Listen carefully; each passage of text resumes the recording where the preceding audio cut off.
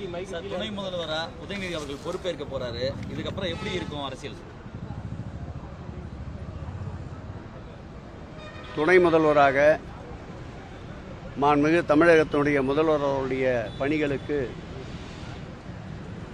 ஏற்கனவே தோள் கொடுத்து பணியாற்றியவர் இன்றைக்கு களத்திலே மக்கள் நலனை அக்கறை கொண்டு மக்கள் பணியாற்றியதன் வாயிலாக கடந்த 7 ஆண்டுகளில் இயக்கத்தையும் தமிழக மக்களுடைய முன்னேற்றத்திற்கும் அரும்பாடுபட்டவர். மக்களுடைய நலன் எதுவென்பதை முழுமையாக அறிந்தவர்.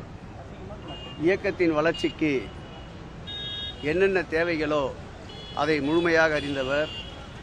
ஆகவே திராவிட முன்னேற்றக் கழகத்திற்கும் மாண்புமிகு எங்கள் உயிரினும் மேலான அன்பு தலைவர் தளபதி அவருடைய தலைமையில் அமைந்திருக்கின்ற இந்த ஆட்சியினுடைய திட்டங்களை, புதிய திட்டங்களையும் உருவாக்கி மக்கள் நலம் பயக்கின்ற வகையில் அவருடைய பணி சிறக்கும் என்ற நம்பிக்கை ஒட்டுமொத்த திராவிட முன்னேற்றக் கழகத்தினுடைய உறுப்பினர்களுக்கும் பொதுமக்களுக்கும் நிறைய எதிர்பார்ப்போடு காத்திருக்கின்றார்கள். பாஜக சார்பாக தொடர்ந்து ஒரு எதிர்ப்பு தெரிவிச்சுட்டு இருக்காங்க. ஒரு மாதிரி உதயநிதிக்கு பொறுப்பு தகுதி இல்லாத பொறுப்புங்கிற மாதிரி நாராயணன் முன்னாடியே கொடுத்துட்டாங்க.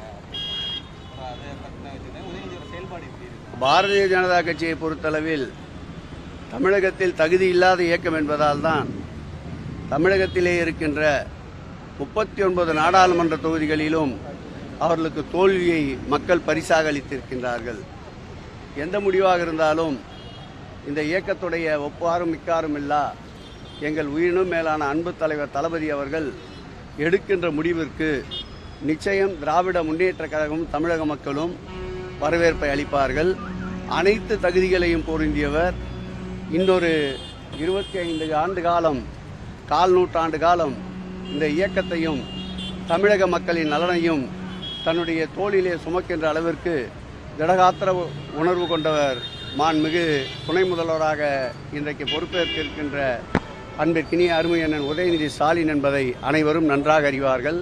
ஆகவே பாரதிய ஜனதா கட்சியை போன்ற தமிழக மக்களிடம் செல்லா காசாகிவிட்ட கட்சிகளுடைய கூற்றுக்கு நாங்கள் செவிசாய்க்க தயாராக இல்லை.